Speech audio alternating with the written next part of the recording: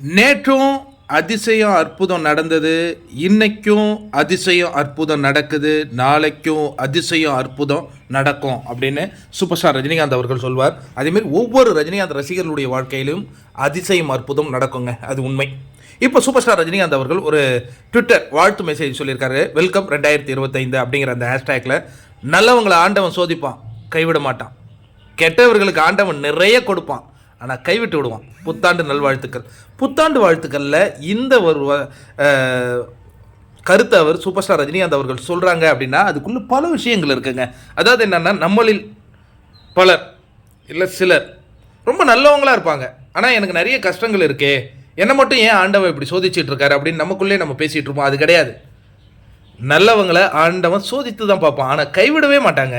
கெட்டவங்களுக்கு நிறைய கொடுப்பான். அதாவது சிலர் பார்த்தீங்கன்னா திடீர்னு அப்படி மேலே வருவாங்க, ஆனால் அவங்க கெட்டவங்களாக இருந்தால் டக்குன்னு கீழே விடுவார் இறைவன்.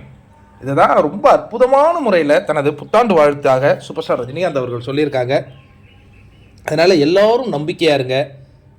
கடவுளை மனதில் நம்ம என்றைக்குமே வச்சுக்கணுங்க. ஏன்னா நம்ம மனசாட்சி கடவுள் அப்படி சொல்லலாம்.